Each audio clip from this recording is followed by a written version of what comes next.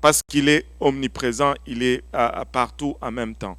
Donc, il y a de ces versets comme ça qui vont sembler être à controverse, mais quand on regarde la nature de Dieu, qu'on étudie la nature de Dieu, on réalise très vite que c'est les anglophones allaient dire piece of cake. C'est facile à faire. Dieu est omniprésent et ainsi de suite.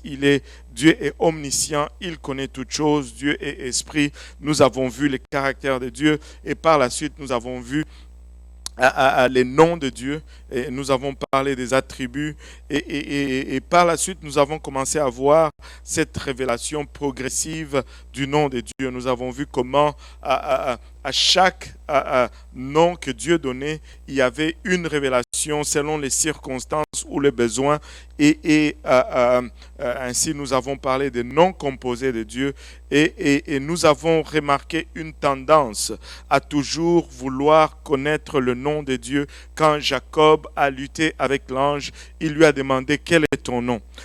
Quand Manoach a eu sa conversation avec l'ange, il lui a demandé quel est ton nom. Moïse a demandé à Dieu lorsqu'il lui est apparu dans le buisson ardent, quel est ton nom. Parce que ces gens de l'Ancien Testament avaient compris une chose, que la révélation de Dieu était toujours enveloppée dans son nom.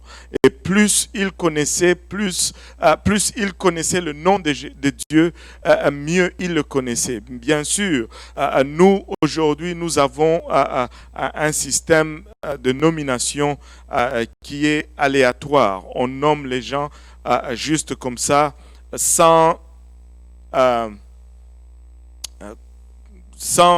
égard aux circonstances ou au caractère de la personne. Parce que un nom est populaire, alors on va donner le nom à l'enfant et des fois sans égard même à la signification et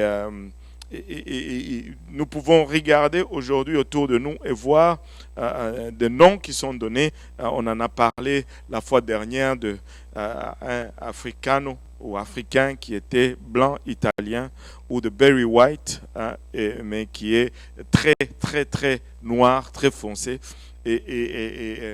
Tu vas voir Tremblay petit, mais qui fait 6 pieds et 2. Donc nous avons des noms comme ça, qui sont des noms et des attributs, mais l'attribut n'a rien à voir avec la personne. Mais quand on vient à Dieu, quand il y a un nom attribut, cet attribut va définir le caractère de Dieu. Ce n'est pas juste aléatoire comme ça. Maintenant, nous avions parlé de Proverbe 30 qui nous parle de Agur qui a posé cette question. Enfin, ça m'a tellement réjoui que j'ai gardé ce verset presque toute la semaine. Proverbe 30, du 1er au 4 verset, parole d'Agur, fils de Jaquet, sentence prononcée par cet homme pour Itiel et pour Ucal. Certes, je suis plus stupide que personne et je n'ai pas l'intelligence d'un homme. Et laissez-moi vous dire, ça, c'est une des clés en ce qui concerne la connaissance de Dieu et en ce qui concerne la connaissance en général. Très souvent, aujourd'hui, nous faisons face à une génération qui, dès le départ, pense qu'ils connaissent. L'ignorance, vous savez, ce n'est pas grave, ce n'est pas mortel, mais l'ignorance de l'ignorance est mortelle. Quand tu ignores, c'est curable, ça peut être guéri. Mais quand tu ignores que tu ignores, ça devient incurable. Et aujourd'hui, nous faisons face à une société pleine d'orgueil. Mais Agur ici simule, il dit, je n'ai pas d'intelligence. Il dit, je n'ai pas appris la sagesse au verset 3. Et je ne connais pas la science des saints. Et il pose une question ici. Qui est monté aux cieux et qui en est descendu? Qui a recueilli le vent dans ses mains? Qui a serré les eaux dans son vêtement? Qui a fait paraître les extrémités de la terre? Par la question qu'il pose, on on peut tout de suite faire la corrélation qu'il est en train de parler de Dieu.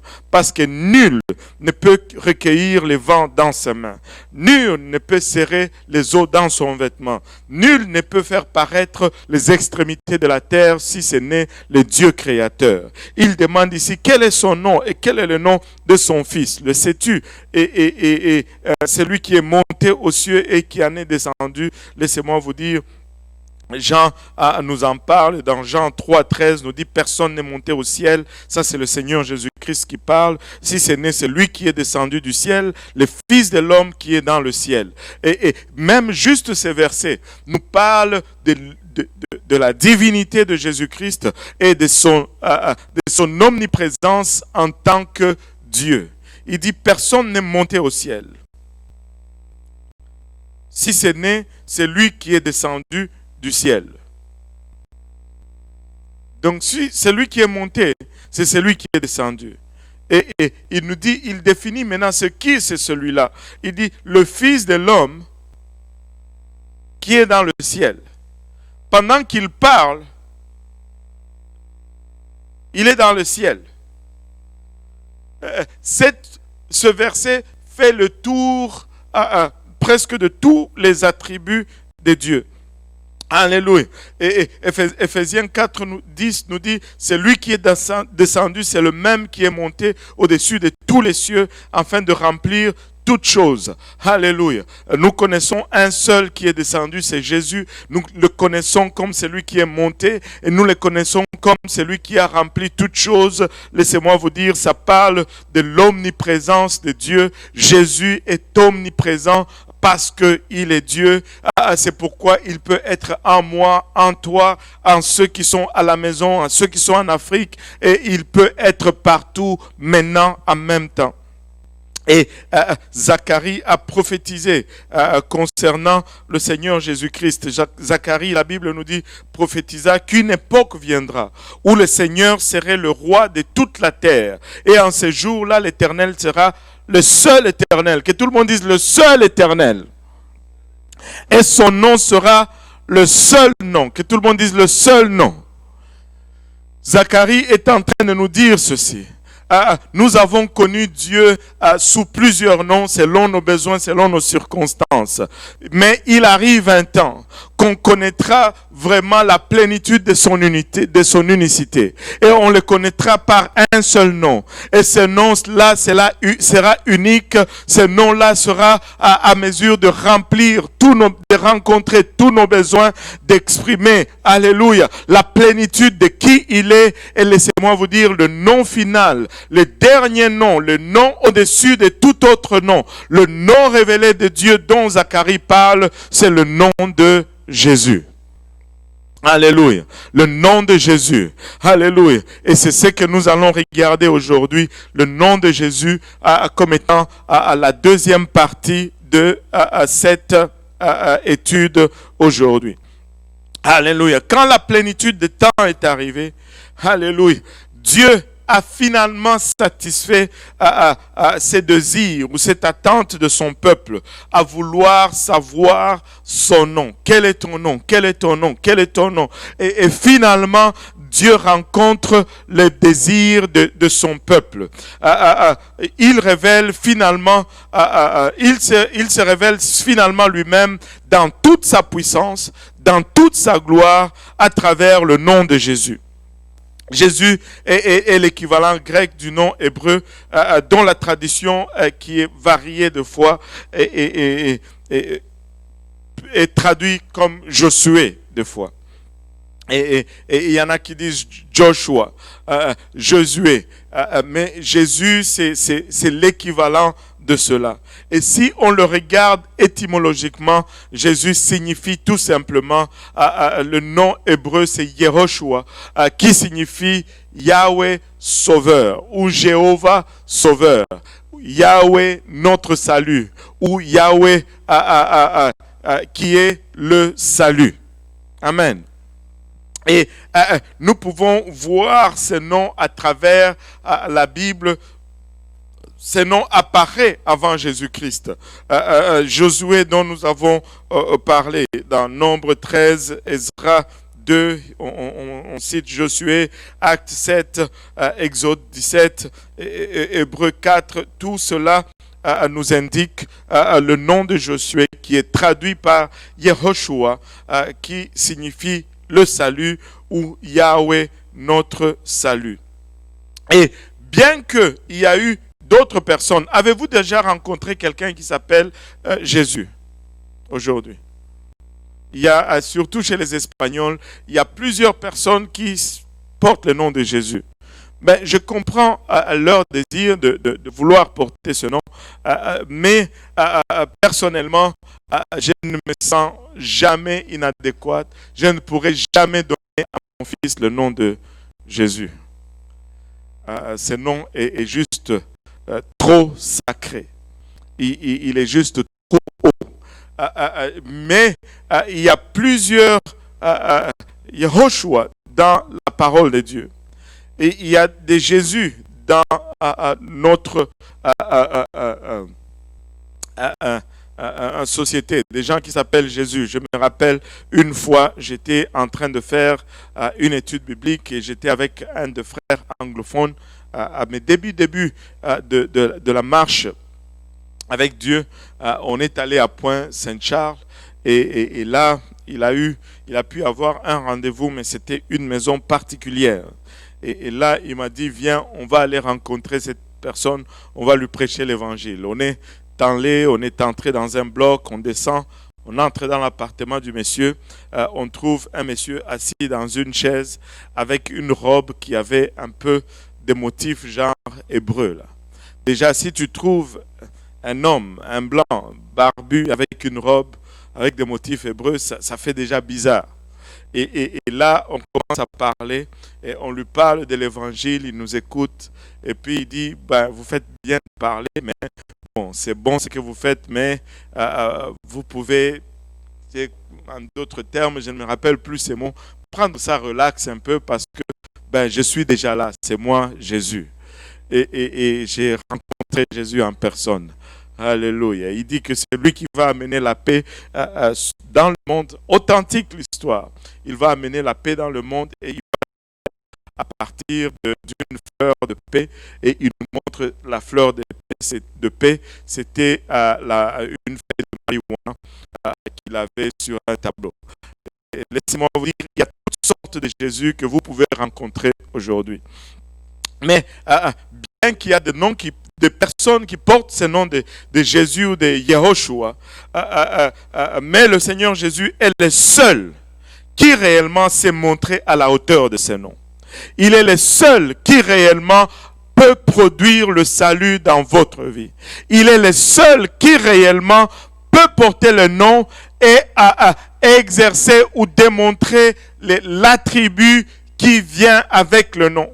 Ce n'est pas un Michel Petit qui est 6 pieds 2. Non, Jésus est vraiment le sauveur du monde. Il est le seul. Alléluia. Jésus est l'apogée de tous les noms de Dieu. Tout ce que vous pouvez trouver comme nom dans l'Ancien Testament, Jésus, le nom de Jésus vient au-dessus de ce nom. Il est le nom le plus élevé, le plus exalté. Il est le nom, alléluia, suprême de Dieu qui n'ait jamais été révélé à l'humanité. C'est le nom qui contient la puissance.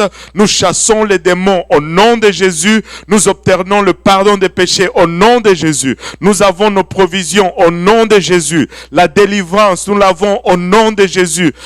Tout ce que vous faites, que ce soit en action ou en pensée, faites-le au nom de Jésus-Christ. Enlève le nom de Jésus, il n'y a plus rien qui te reste. C'est le nom de l'autorité, c'est le nom de la provision, c'est le nom de la protection. Le nom de Jésus est au-dessus de tout autre nom et il englobe tout le nom révélé de Dieu dans l'Ancien Testament. Alléluia. Tout ce que tu cherches, tu le trouves en Jésus-Christ.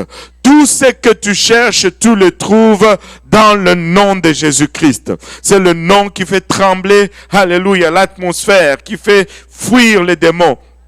Il est unique. Il est unique. C'est un nom unique. Alléluia. Ce nom ne laisse personne indifférent. Mais laissez-moi vous le dire juste pleinement. Je l'ai dit à gauche, à droite, mais je vais juste faire une déclaration directe et pleine. Jésus est Dieu. Jésus est Dieu.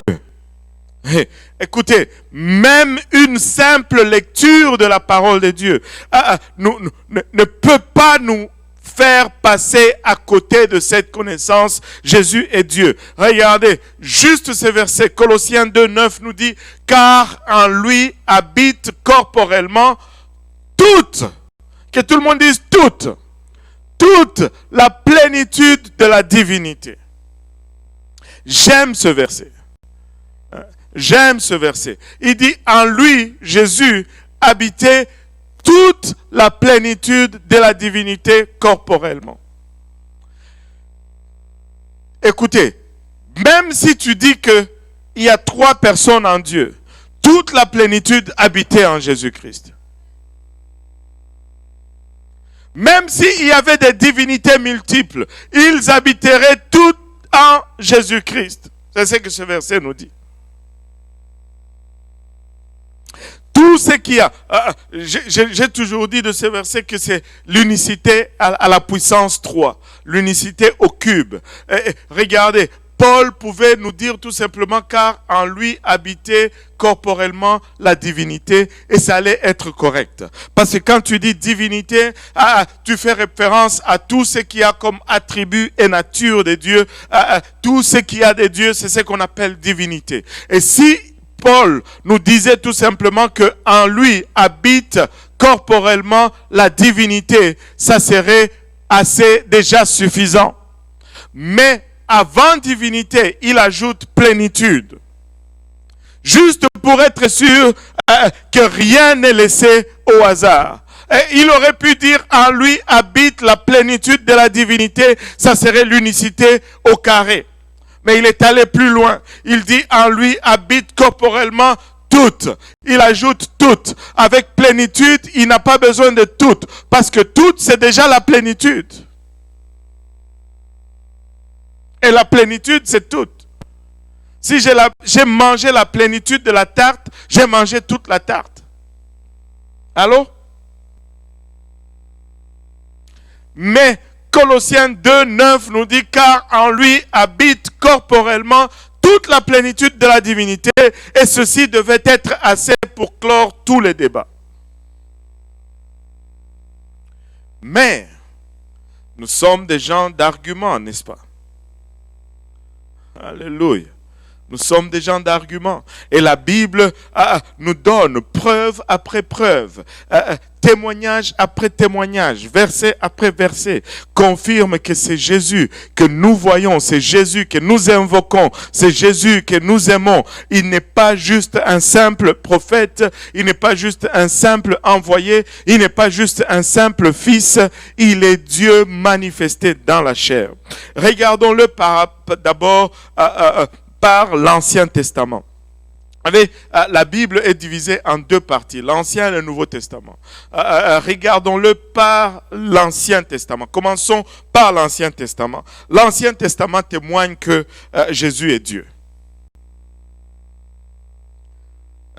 L'Ancien Testament témoigne que Jésus est Dieu. Premier témoignage, pour prendre juste celui-là, Ésaïe 9.5.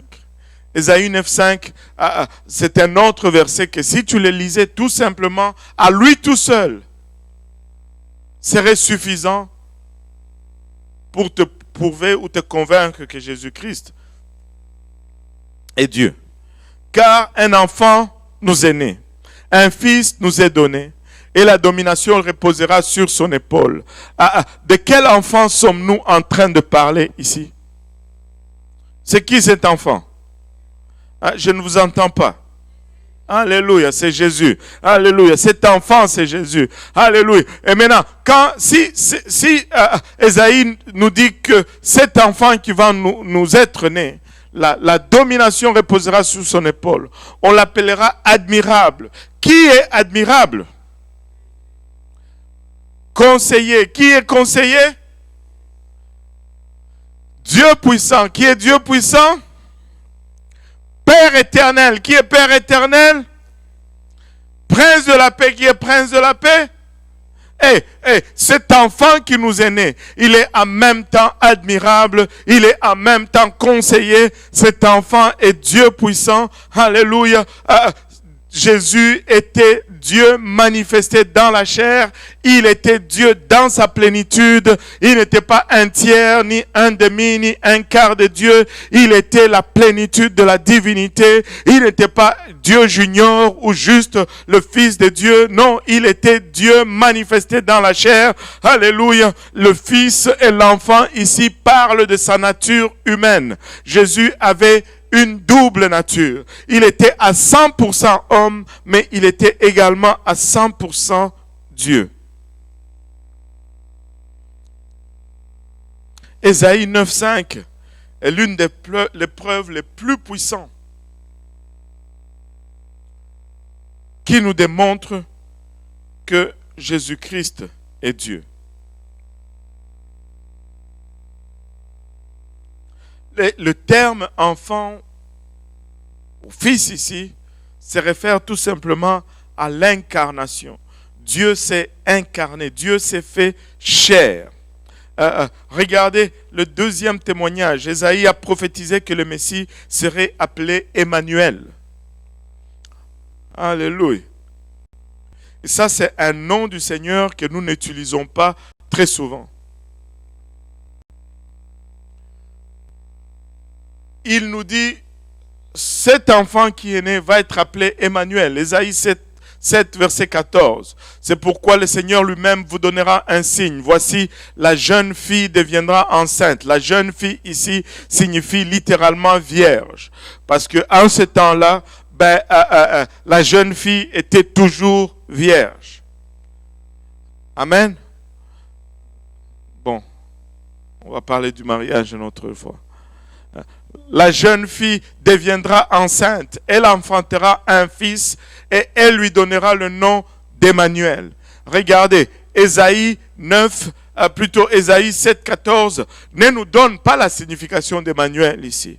Il nous dit seulement que cet enfant va être appelé Emmanuel. Mais laissez-moi vous dire, juste pour que vous ne preniez pas une autre tangente, juste pour que vous ne vous aventurez même pas, alléluia, à générer une autre pensée. Il n'y a qu'une seule personne qui a été née d'une vierge. Cela disqualifie nous tous. Je connais des Emmanuel, mais ils ne sont pas nés de vierges. Je connais d'autres Emmanuel, mais il n'y en a qu'un seul qui est né d'une vierge. Et le livre de Matthieu nous donne la signification de ce que signifie Emmanuel. Matthieu 22, 23 nous dit, Matthieu 1 plutôt 22, 23 nous dit, tout cela arriva afin que s'accomplisse ce que le Seigneur avait annoncé par le prophète Ésaïe dont nous venons de lire. Voici, la vierge sera enceinte, elle enfantera un fils, on lui donnera le nom d'Emmanuel. Alléluia, ce qui signifie Dieu avec nous. Et ça, c'est une déclaration angélique. C'est un ange qui est en train de donner cette révélation. Alléluia.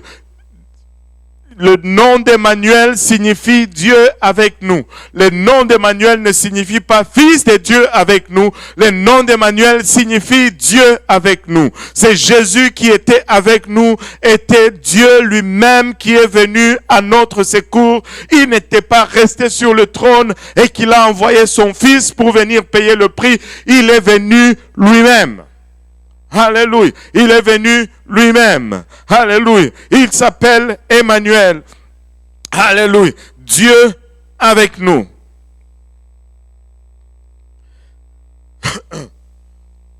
L'Ancien Testament témoigne que Jésus est Dieu. Ésaïe a décrit le Messie comme étant à la fois le rejeton d'Isaïe où est la postérité d'Isaïe. Isaïe était le père de David. Et Ésaïe déclare que le Messie sera un descendant de David et sera un générateur de David. Ou un descendant d'Isaïe et un générateur d'Isaïe. Écoutez, en d'autres termes, il est en train de dire, le Messie qui va venir, il va être celui de qui Isaïe est sorti et il va sortir d'Isaïe. Il va être celui de qui David est sorti et il va être il va sortir de David. Il va être la racine et la postérité de David. Il va être le rejeton et la postérité de David en même temps. Il va être la source et la germe en même temps. Ésaïe 11, verset 1 nous dit, puis un rameau sortira du trône d'Isaïe et un rejeton naîtra de ses racines. En ce jour, le rejeton d'Isaïe sera là comme une bannière pour le peuple. Les nations se tourneront vers lui et la gloire sera sa demeure. Il est en même temps la racine, il est en même temps la postérité. Le livre d'Apocalypse le mentionne également dans Apocalypse 22, 16. Moi, Jésus. Il ne laisse pas d'équivoque en ce qui concerne la prophétie d'Ésaïe. Il dit, moi, Jésus, j'ai envoyé mon ange pour vous attester ces choses dans les églises. Je suis le rejeton et la postérité de David, l'étoile brillante du matin. Il dit, David est sorti de moi et je suis sorti de David. Le Seigneur lui-même a utilisé ce passage pour confondre les pharisiens dans Matthieu 22. Je ne pense pas que j'ai mis ces versets dans le slide. Il leur dit, si David dit qu'il est son Seigneur, comment est-ce possible qu'il sorte de David?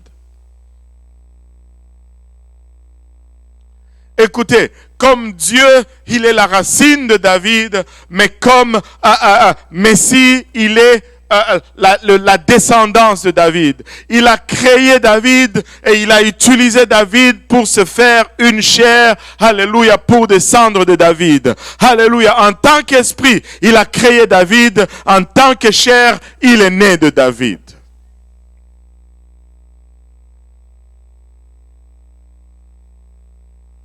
Jésus-Christ est Dieu. L'Ancien Testament le déclare encore et encore et encore que Jésus est Dieu. Ésaïe 35, versets 4 à 6 nous montre que Jésus est Dieu. Regardez ceci. Je ne sais pas si vous pouvez le voir. Je pense que j'ai mis un peu trop d'écriture là-dessus. C'est tellement profond. C'est tellement clair. C'est tellement limpide. Il dit ceci. Dites à ceux qui ont le cœur troublé. Si tu as le cœur troublé ici, aujourd'hui, ou à quelque part dans une maison, écoute bien ceci. Prenez courage, ne craignez point. Voici votre Dieu.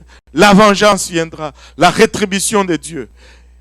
Il viendra lui-même et vous sauvera. Dieu viendra lui-même et vous sauvera. Oh! Écoute.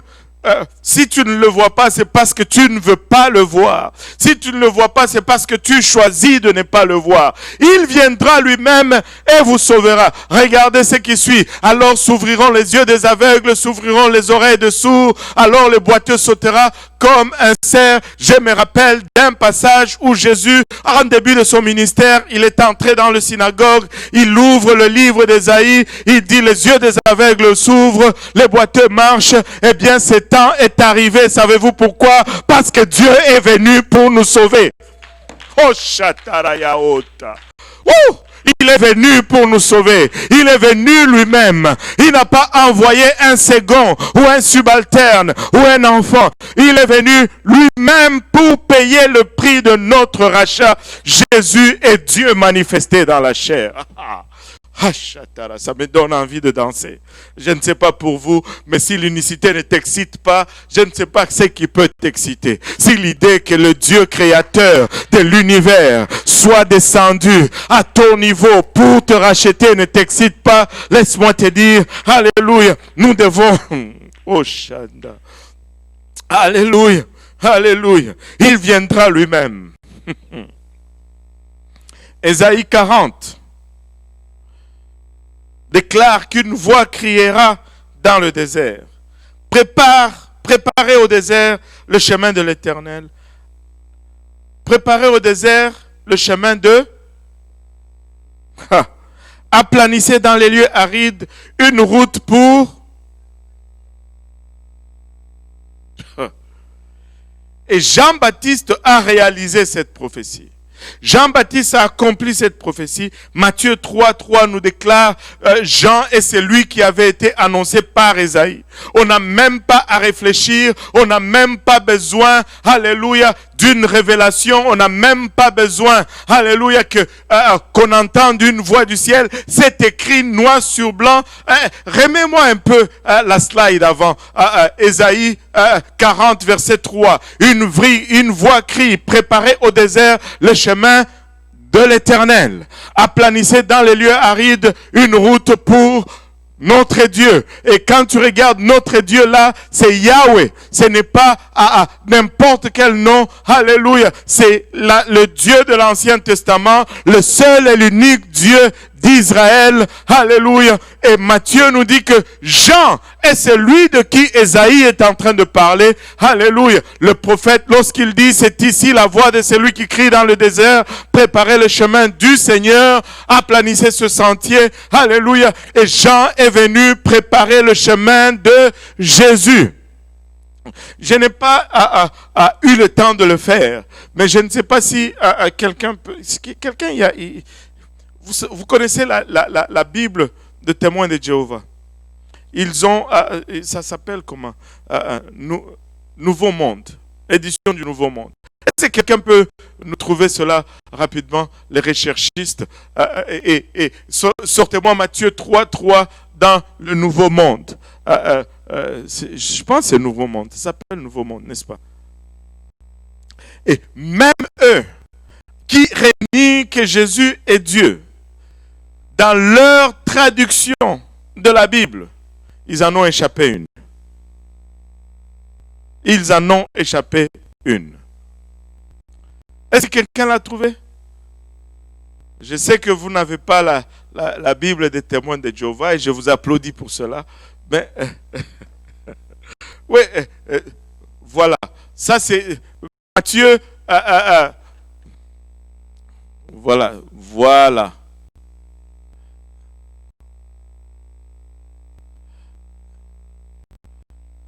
C'est celui, en effet, dont il a été dit par l'intermédiaire d'Isaïe le prophète, en ces mots, écoutez quelqu'un crie dans le désert, préparez le chemin de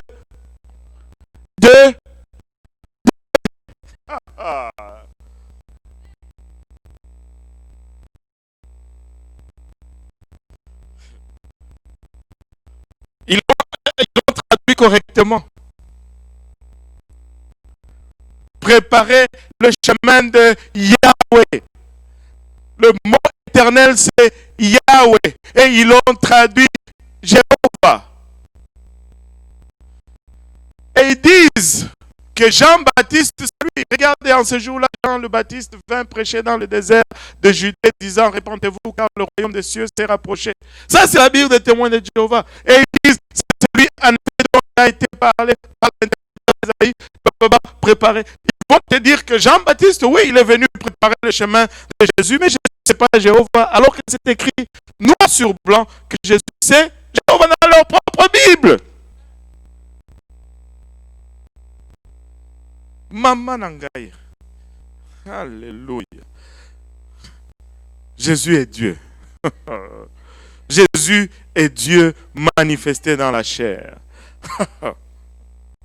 Nous ne sommes que dans l'Ancien Testament. Et nous sommes déjà excités. vous pouvez avoir la paix, l'esprit tranquille. Le Nouveau Testament ne va pas créer un nouveau Dieu.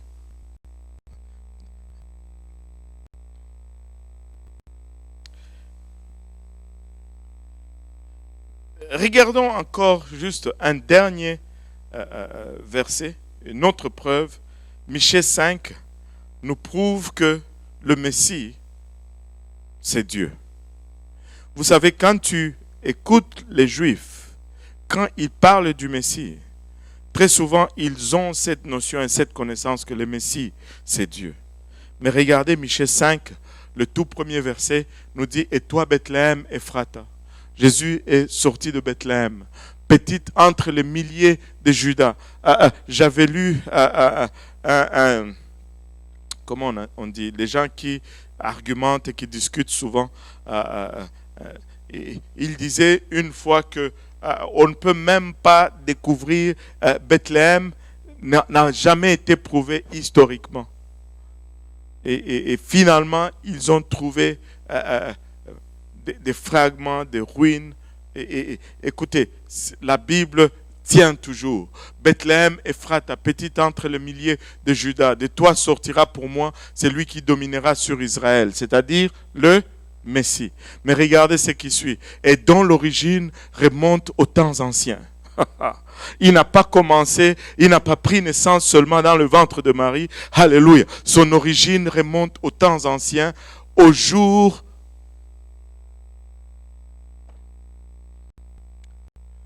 Jésus, c'est l'Éternel. Si tu as commencé au jour de l'éternité, tu ne peux être que l'Éternel.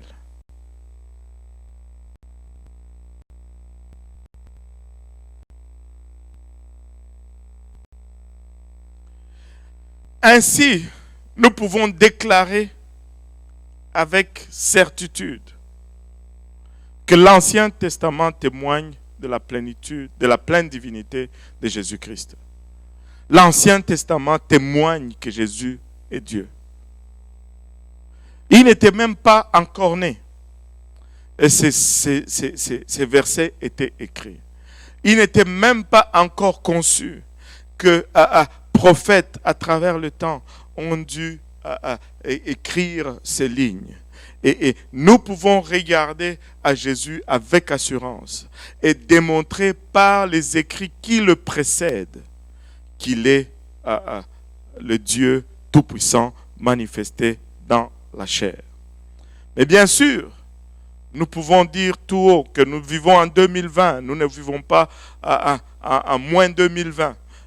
Nous ne vivons pas avant Jésus-Christ. Nous vivons dans les temps modernes.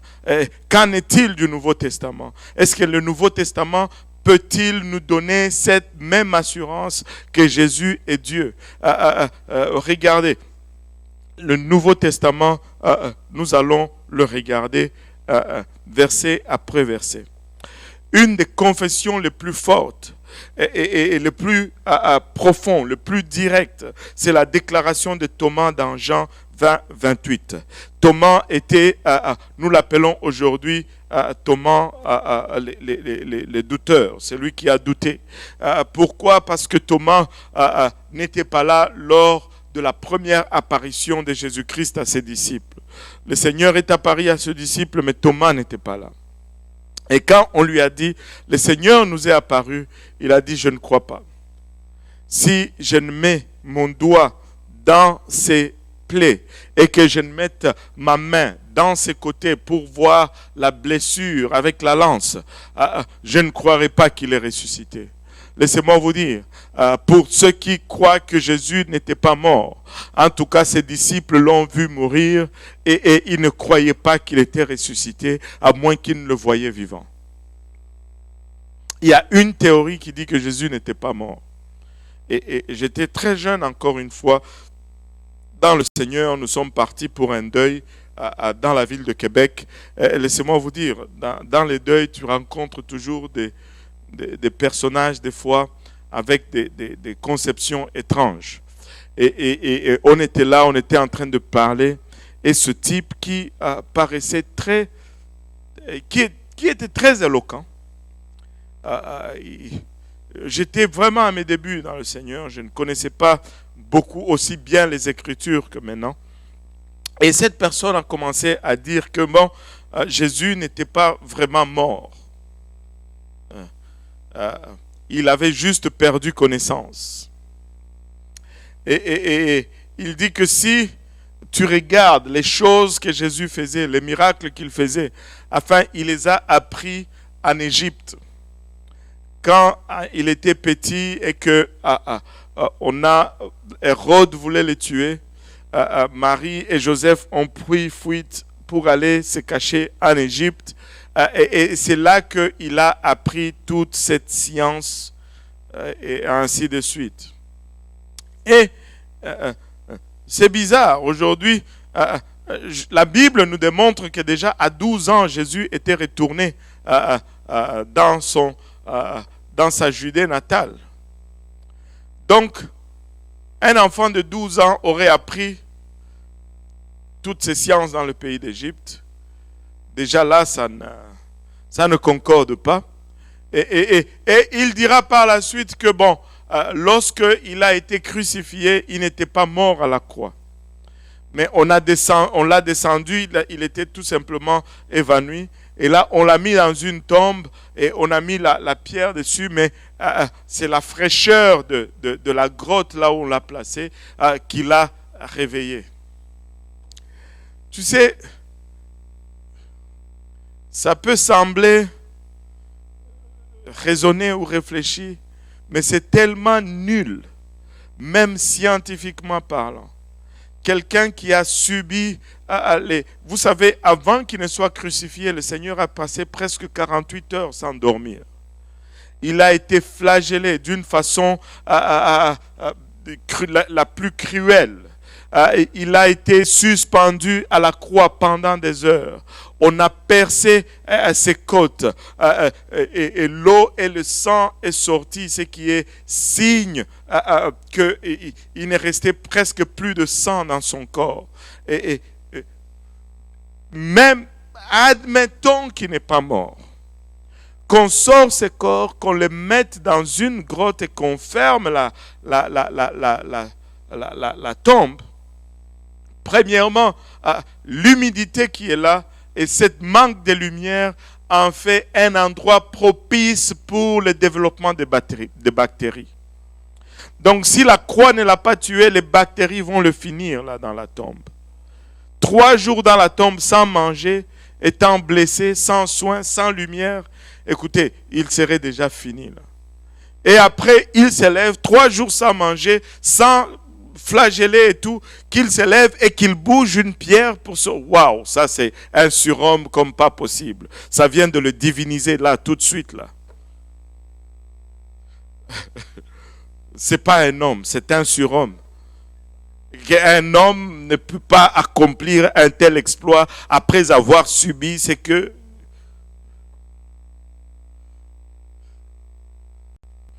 Laissez seulement. Il est Dieu manifesté dans la chair.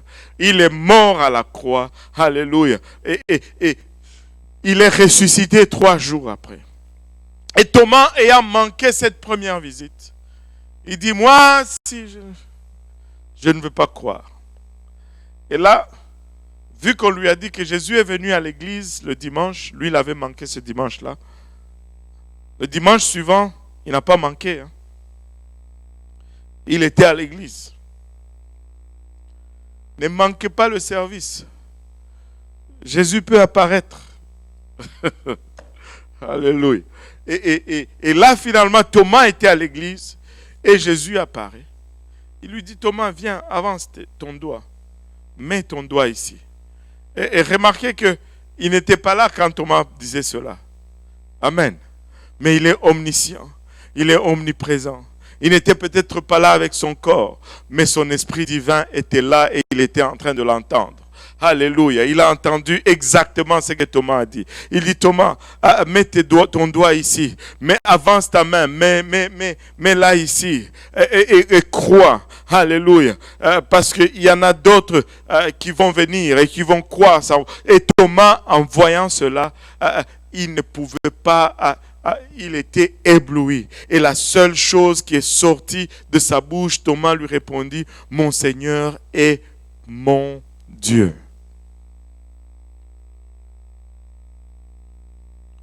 My Kyrios and my Theos.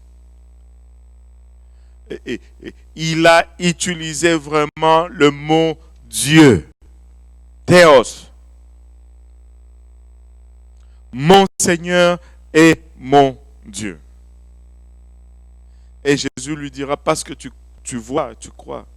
Mais il y en a d'autres qui vont venir, qui ne vont pas voir, mais qui vont croire. Et ça, c'est vous et moi. Alléluia, qui sommes là. Nous ne l'avons pas peut-être vu, mais nous croyons qu'il est là. Nous ne l'avons peut-être pas vu, mais nous sentons sa présence et ses effets chaque jour. Alléluia, il a transformé nos vies. Alléluia, il a changé notre destinée. Il a comblé le vide en nous. Ah, maman, oh Seigneur Jésus, tu es bon. Et regardez, selon Actes 20, 28, la Bible nous dit que l'Église a été rachetée avec le propre sang de Dieu. J'ai mis deux versions ici, parce que Louis II n'a pas traduit ce passage fidèlement. Louis II nous dit, prenez donc garde à vous-même et à tout le troupeau sur lequel le Saint-Esprit vous a établi évêque pour paître l'Église du Seigneur qu'il s'est acquise par son propre sang. Le mot Seigneur ici, c'est Dieu, c'est Théos, ce n'est pas Kyrios. Mais après avoir introduit une fausse doctrine qui était trinitaire, il devait maintenant traduire en fonction de cette doctrine. Mais des versions comme Osterval, qui datent de plus longtemps, nous disent, prenez donc garde à vous-même et à tout le troupeau sur lequel le Saint-Esprit vous a établi évêque pour paître l'Église de Dieu qu'il a acquise par son propre sang. Laissez-moi vous dire, le sang qui nous a rachetés, c'est le sang de Dieu lui-même. Le sang qui a payé pour notre rachat, c'est le sang de Dieu. Le sang de Jésus, c'est le sang de Dieu parce que Jésus est Dieu manifesté dans la chair. Paul décrit Jésus comme étant le grand Dieu et sauveur. Encore une fois, dans le livre de Tite, j'ai encore une fois mis les deux versions ici, parce qu'encore une fois, il y a un problème de traduction. Il dit, dans Tite 2,13, il nous dit, en attendant la bienheureuse espérance et la manifestation de la gloire du grand Dieu et de notre Sauveur Jésus-Christ. Et ça, il y a des gens qui vont s'accrocher à des formules grammaticales, alors qu'ils ont des énoncés théologiques. Une formule grammaticale peut être altérée, mais l'énoncé théologique ne peut pas être renié. Et une énoncé théologique est toujours supérieure à une formule grammaticale. Laissez-moi vous dire, aujourd'hui, si tu allais même aux États-Unis, on dit le président de la République est le commandant suprême de l'armée. Mais ça ne fait pas deux personnes. Allô? C'est juste deux titres de la même personne. Et quand ça dit ici du grand Dieu de notre Sauveur Jésus-Christ, c'est deux titres pour la même personne. C'est ce même Dieu qui est venu pour nous sauver, qui est Jésus-Christ. Osterval le traduit plus fidèlement en attendant la bienheureuse espérance et la manifestation de la gloire de notre grand Dieu et Sauveur Jésus-Christ. Il est notre grand Dieu et il est notre Sauveur.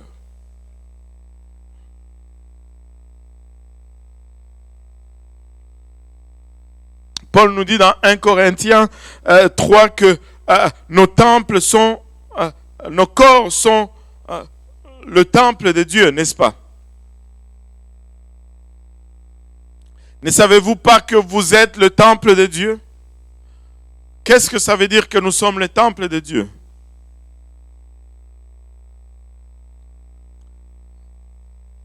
Que Dieu habite en nous. Amen. Parce que si tu dis à quelqu'un son esprit habite en nous, on va te dire que bon, l'esprit de Dieu, ce n'est pas Dieu. Je ne sais pas pourquoi, quand il est question de Dieu, on veut différencier son esprit de la personne ou de l'entité. Et pourtant, quand on voit mon corps, on ne dit pas que ça c'est le corps de Dieudonné Kaouzi, ce n'est pas Dieudonné Kaouzi, c'est une absurdité. C'est complètement une absurdité. Quand tu vois mon esprit, tu ne dis pas, bon, ça ce n'est pas lui, c'est son esprit. C'est absurde.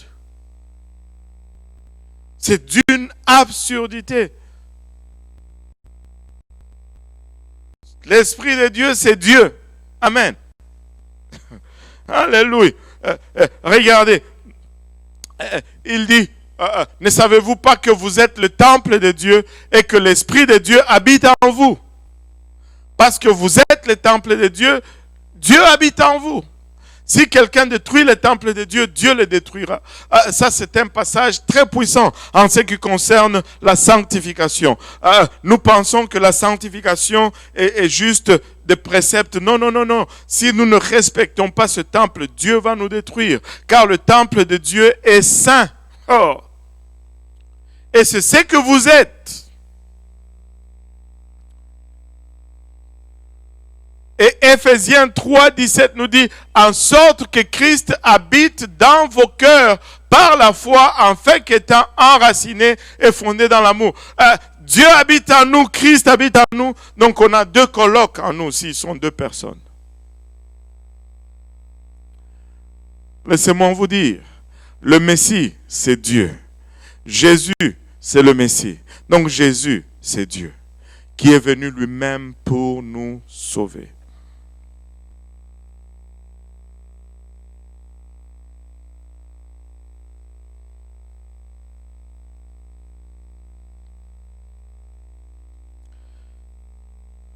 Le meilleur, c'est ce qui suit. Écoutez, des fois, si tu as des difficultés, des fois, ou si tu arrives à une place, tu commences à... Vous savez, je ne sais pas pour vous, mais moi, quand je suis venu à l'église, on m'a enseigné l'unicité. Au départ, ce n'était pas facile. Parce que toute ma vie, j'ai été formé en tant que trinitaire. J'ai grandi comme un bon catholique. Le concept que j'avais de Dieu, c'était 3 personnes. Donc, on allait m'enseigner aujourd'hui l'unicité. On allait me donner les versets comme je vous donne. Et j'allais être, waouh, c'est clair, c'est bon. Mais je rentre chez nous. 2 jours après, je dis, attends, je ne vois plus très clair. Parce que par défaut, je retombais toujours dans la Trinité. Parce que ma pensée était formatée pour concevoir Dieu comme une personne. Je regardais toujours Dieu comme une personne, le vieux barbu, Jésus comme une personne, le jeune et le Saint-Esprit comme la 3e partie ou la colombe et autres. Et il y avait toujours cette confusion. Mais il faut effacer tout cela. Dieu est esprit, Dieu n'est pas une personne. Et un livre par excellence, si tu veux connaître, appréhender l'unicité de Dieu, c'est le livre de Colossiens. Le livre de Colossiens est extraordinaire. Colossiens a été écrit pour souligner la prééminence de Jésus-Christ. Parce qu'il est arrivé à un moment où les apôtres ont commencé, ou plutôt l'Église primitive a commencé à glisser dans cette tendance, à penser que oui, Jésus c'est bien, mais il n'y a pas Jésus c'est bien, mais Jésus c'est tout, en fait. Certains d'entre dans le monde chrétien nous traitent de Jésus seul. Ils disent que nous sommes les Jésus seuls. Nous ne sommes pas les Jésus seulement. Nous sommes les Jésus tout. Tout, c'est Jésus. Alléluia. Regardez, l'épître aux Colossiens accentue fortement, que tout le monde dise fortement, accentue fortement la divinité de Jésus. Colossiens 1,19 nous dit, car Dieu a voulu que toute plénitude habita en lui. Waouh! Ça, ce n'est pas grammatical, c'est théologique. C'est une déclaration de ce que Dieu fait et de ce qu'il veut que les choses soient.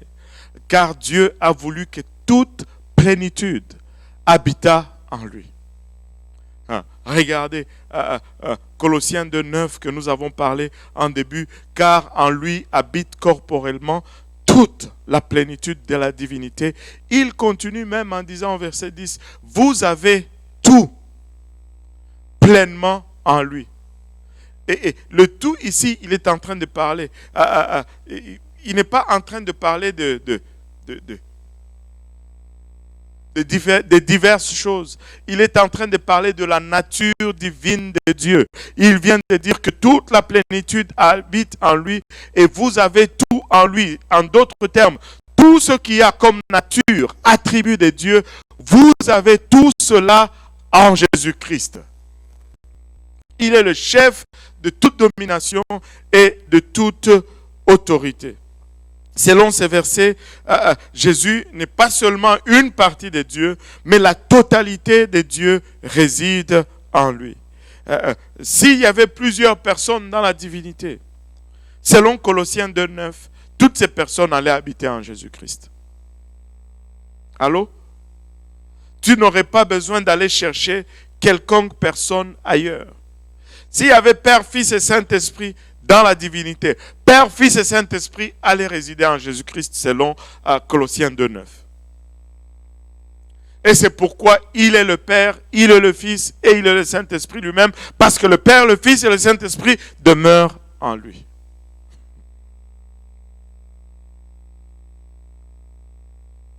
Nous avons tout pleinement en lui. Quoi que nous ayons besoin en Dieu, nous le retrouvons en Jésus-Christ. Nous pouvons trouver tout en Jésus. Tout est en Jésus-Christ. En ce qui concerne la divinité, tout est en Jésus-Christ. Il n'y a rien nulle part ailleurs. Tout est en Jésus-Christ. Toute la plénitude de la divinité est en Jésus-Christ. Nous pouvons conclure avec certitude que le Nouveau Testament témoigne de la pleine divinité de Jésus-Christ. L'Ancien Testament le déclare, le Nouveau Testament le déclare. Jésus est Dieu manifesté dans la chair. Jésus est Dieu manifesté dans la chair. On va s'arrêter là pour aujourd'hui. Il est déjà 20h50 quelques. On va prendre le temps de prendre quelques questions et on va revenir sur le sujet de la divinité et on va finalement regarder le verset à controverse. Mais laissez-moi vous dire, déjà avec cette étude sur les attributs et les noms composés de Dieu et la révélation progressive et sur la démonstration de l'Ancien et du Nouveau Testament, je pense que juste cela répond déjà à toute une multitude de versets soi-disant à controverse. Maintenant, s'il y a des questions, on va les prendre maintenant. Alléluia. Que ce soit les questions là dans les autres églises ou que ce soit les questions ici, on va prendre les questions maintenant. Les questions des autres églises vont être projetées directement à l'écran, comme a dit. Le frère Jeff a une question. Et on va lui passer le micro. Il y a un micro qui circule de couleur bleue, quelque chose.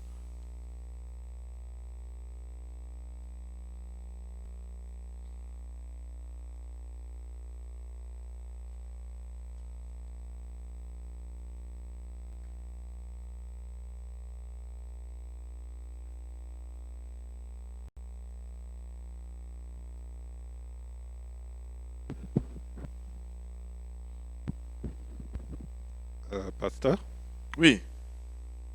c'est possible de donner une explication pour le verset suivant qui est Jean 14, verset 28, qui dit, vous avez entendu que je vous ai dit, je m'en vais, je reviens vers vous.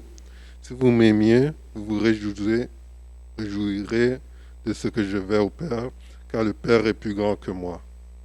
Ouais. Comment expliquer à quelqu'un que la nature de ce verset quand il dit le Père est plus grand que moi? Très simple. L'esprit est toujours plus grand que la chair.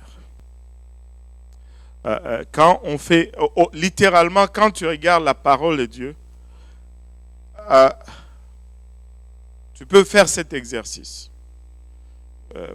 Partout où ça dit Père, tu peux remplacer par Esprit.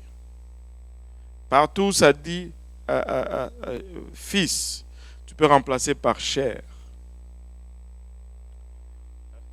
Bien sûr, l'Esprit est plus grand que la chair. Le divin est plus grand que l'humain.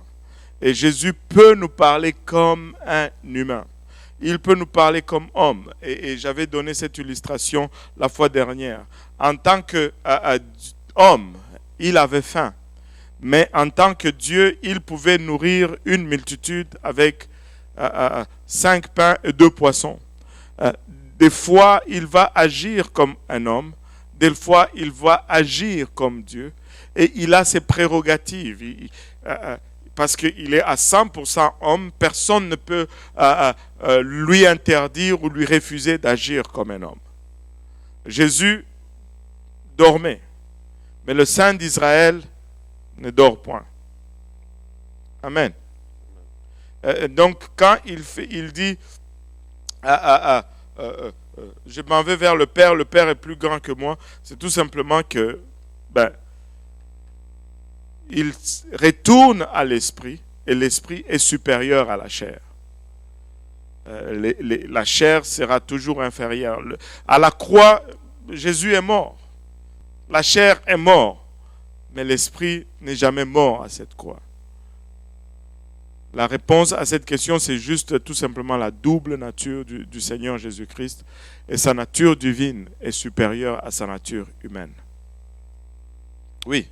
Il y a aussi, j'ai entendu dire qu'il y a des gens qui croient que Jésus est divin, mais dit que pendant toute la période de la terre, il a dépouillé de sa nature divine.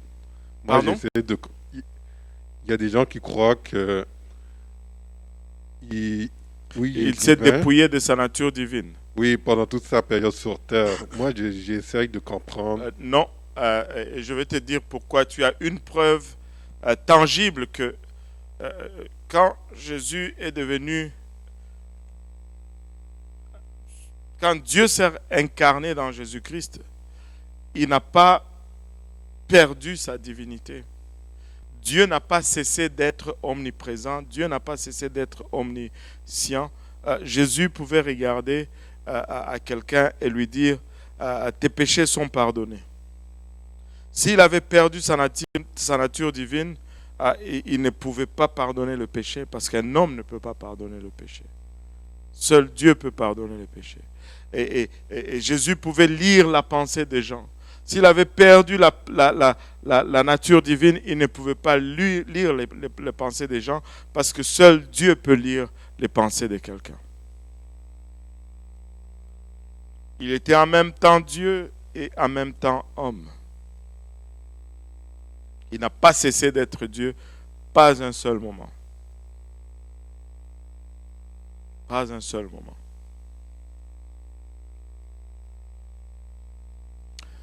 Oui, une autre question?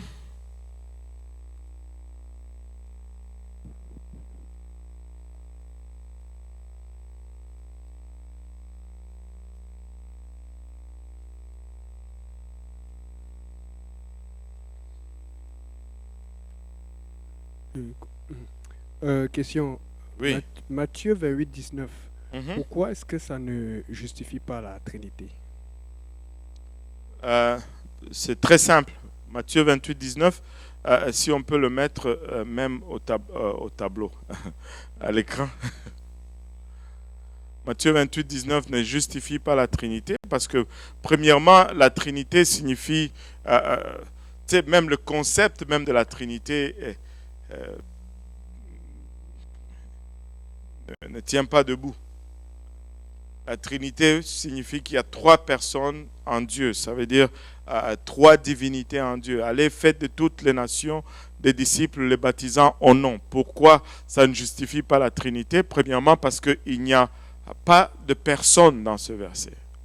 Et le verset dit de toutes les nations des disciples, les baptisant au nom singulier. Au nom singulier. N-O-M, ce n'est pas pluriel. Du Père, du Fils et du Saint-Esprit. Maintenant, si tu regardes tout ce qui suit là, ce ne sont pas des noms, ce sont des titres. Ce sont des titres, ce ne sont pas des noms. Père, ce n'est pas un nom. Et je peux faire un exemple ici. Je ne veux... qui est-ce que je peux prendre comme victime ici? Bon, je veux prendre ces messieurs-là. Monsieur, comment vous vous appelez? C'est quoi votre nom? Oui. Il me dit Robert. Avez-vous des enfants? Oui, monsieur. Quand je lui demande son nom, il ne me dit pas père. Il me dit Robert, même si ça rime. Mais ce n'est pas ce qu'il m'a dit. Il s'appelle Robert et non Père. Pourquoi? Parce que Père, ce n'est pas un nom. Père, c'est un titre. Et il a acquis ce titre le jour où il a commencé à avoir des enfants. Père, ce n'est pas une personne, c'est un titre. Fils, ce n'est pas un nom non plus, c'est un titre. Je suis fils parce que je suis né de quelqu'un. Si tu fouilles, tu vas trouver mon père, tu vas trouver ma mère. Et quand ils me regardent, ils me disent, bah, voilà mon fils. C'est un titre qui définit une relation. Saint-Esprit, c'est aussi un titre. Saint-Esprit, ça prend les deux attributs fondamentaux de Dieu et ça les met ensemble. Saint et Esprit. Dieu est saint fondamentalement et il est esprit fondamentalement. Sa qualité morale, c'est la première qualité morale, c'est la sainteté. La deuxième qualité morale, plutôt la première qualité morale, physique, c'est qu'il est esprit. Dieu est esprit. Que ceux qui l'adorent en esprit et en vérité. Saint, saint, saint est l'Éternel, Dieu Tout-Puissant. Saint, saint, saint est l'Éternel, Dieu Tout-Puissant. Saint-Esprit, ce n'est pas une autre divinité, c'est simplement les deux attributs de Dieu qu'on met ensemble. Maintenant, au nom singulier, donc, cela me dit que le Père, le Fils et le Saint-Esprit, ces trois titres ont le même nom. Et c'est pourquoi tous ceux qui ont baptisé dans la Bible ont baptisé au nom de Jésus-Christ. Ils n'ont pas baptisé au nom du Père et du Fils et du Saint-Esprit, qui est une répétition d'un ordre donné, mais ils ont plutôt exécuté l'ordre. Ils ont cherché le nom du Père. Ésaïe nous donne le nom du Père. Alléluia, le nom du Fils. Ésaïe nous donne le nom du Fils. Le nom du Saint-Esprit. Ésaïe nous donne le nom du Saint-Esprit. Et le nom, c'est Jésus. C'est pourquoi Pierre baptise au nom de Jésus. Paul baptise au nom de Jésus. Tous ceux qui ont baptisé dans la Bible ont baptisé au nom de Jésus parce que Jésus est le Père, Jésus est le Fils, Jésus est le Saint-Esprit. Si Père, Fils et Saint-Esprit définissaient la Trinité, ben, moi-même je serais une Trinité. Parce que je suis Père, Fils et époux. Mais cela ne fait pas moi une entité tripersonne ou tripersonnel, je ne sais pas c'est quoi le français approprié là-dessus, mais je suis juste une seule personne, un seul individu. Parce que ce sont des titres et une personne peut avoir plusieurs titres. Ce sont juste des titres. Une fois, quelqu'un m'a posé la question, mais pourquoi vous dites que ce sont des titres? Pourquoi dire des titres? On ne peut pas dire autre chose. C'est comme si tu me demandes, pourquoi est-ce que je dois dire que ça c'est un iPad? Est-ce que je ne peux pas dire que c'est une autre chose? Je dis des titres parce que ce sont des titres. On n'a pas... Ça c'est le français. Un titre reste un titre. C'est purement grammatical. C'est un titre, ça reste un titre. Je ne peux pas dire autre chose parce que c'est un titre. Allô? Et le titre va définir un rôle. Le titre de président te permet de jouer le rôle du président. Allô? Alléluia. Et donc, on ne peut pas prendre Matthieu 28, 19 pour justifier une trinité. Ça ne marche pas. Il y a 5 autres questions. 5 autres questions, mince. Ça commence à tomber. La première, c'est comment peut-on comprendre ce concept? Il y a éternellement des personnes qui font croire le baptême selon Acte 2, 38 et Matthieu 28, 19. Est-il le vrai d'après la Bible? Je ne sais même pas c'est quoi le sens de la question. Donc, comme je pense qu'il veut parler dans le sens que est-ce que ça s'accorde Acte 2, 38 et Matthieu 28, 19? Acte 2, 38, c'est juste l'exécution de Matthieu 28, 19. Acte 2, 38, on voit, parce que le point, c'est que quand tu regardes Matthieu 28, 19, personne n'est en train d'être baptisé là. Il n'y a pas un acte, c'est l'ordre qui est donné. Et je pense que le meilleur exemple qu'on a toujours donné, c'est celui-ci. Si je sortais aujourd'hui 50 000 $ et que je te donnais à toi, Pasteur Yannick, je dis, Pasteur Yannick, voilà 50 000 $, mets ça dans tes poches et voilà 5 000 $, paye un billet aller-retour et va au Congo, achète une maison au nom de mon Père. Alléluia. Et là, tu es tellement excité pour aller au Congo que tu décolles, que tu oublies même de me demander le nom de mon Père. J'ai dit, achète une maison au nom de mon Père. Mais pour que tu puisses exécuter cet ordre, tu as définitivement besoin du nom de mon Père. Sans le nom de mon Père, tu ne peux pas exécuter cet ordre. Ben, sans le nom du Père, tu ne peux pas exécuter Matthieu 28, 19. Sans le nom du Fils, tu ne peux pas exécuter Matthieu 28, 19. Sans le nom du Saint-Esprit, tu ne peux pas exécuter Matthieu 28, 19. Et Acte 2, 38 nous démontre que les apôtres, enfin pas seulement Acte 2, 38, et en passant, ce n'est pas seulement Acte 2, 38 qui est le baptême de la Bible. Et Acte 2, 38, c'est la première fois où on le voit dans la Bible. Mais tous les autres baptêmes conséquemment ont été faits de la même façon que Acte 2, 38. En d'autres termes, il faut dire, est-ce que tous les baptêmes de la Bible sont conséquents avec Acte 2, 38? Amen. Parce qu'il n'y a pas un seul baptême qui est fait différemment. Mais non, Acte 2, 38 nous démontre que les apôtres ont bien compris que le nom du Père c'était Jésus, le nom du Fils c'était Jésus, le nom du Saint-Esprit c'était Jésus, et ils sont allés sans équivoque et ils ont baptisé au nom de Jésus. Vous savez, dans Acte 2, 38, c'était le jour de la Pentecôte, n'est-ce pas? La Bible nous dit combien des apôtres étaient là? Il y avait 120 personnes, mais combien les apôtres de Jésus, combien il y en avait, étaient là? Est-ce qu'il y en avait qui étaient absents? Non.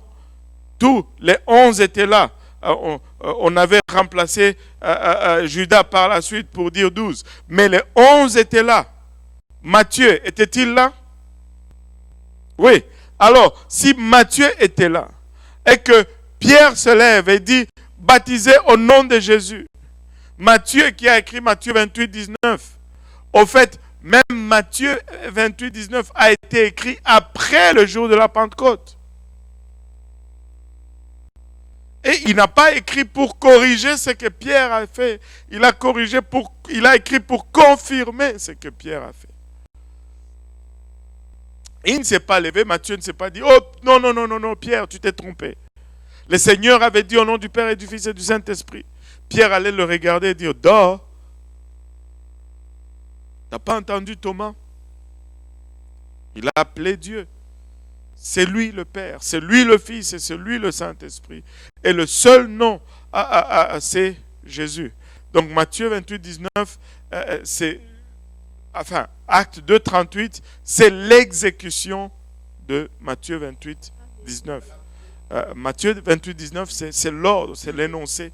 Mais Acte 2, 38, et ainsi que tous les autres baptêmes, c'est l'exécution de ce baptême au nom de Jésus. Oui. Il en reste 4? Oui. Galates 4, versets 4 à 6, dit ceci. Mais lorsque les temps ont été accomplis, Dieu a envoyé son Fils, né d'une femme, né sous la loi, mais afin qu'il racheta ceux qui étaient sous la loi, afin que nous reçussions l'adoption. Et parce que vous êtes fils, Dieu a envoyé dans nos cœurs l'esprit de son Fils, lequel crie « Abba, Père ». Donc la question c'est pourquoi ça dit Dieu a envoyé l'esprit de son Fils et pas son Fils. Si tu veux savoir pourquoi Dieu a écrit l'esprit de son Fils, ça c'est une autre question. Est-ce que dire l'esprit de son Fils génère une autre personnalité? Ça c'est une autre question. Tu ne peux pas questionner Dieu de la façon qu'il écrit. Amen. Oh, maman Nangai. Vous avez peur? Dieu a dit ça comme ça. Pourquoi Dieu a dit ça comme ça? Ça, on ne peut pas argumenter là-dessus. C'est Dieu. Amen. Maintenant, comment comprendre cela? Parce qu'il a dit cela, n'est-ce pas? Bon, laissez-moi vous dire ceci. Moi, je suis le père de mes enfants. Allô? Et j'ai un esprit. Allô? Ok. Et je suis aussi le fils de mes parents. Allô? Et j'ai un esprit.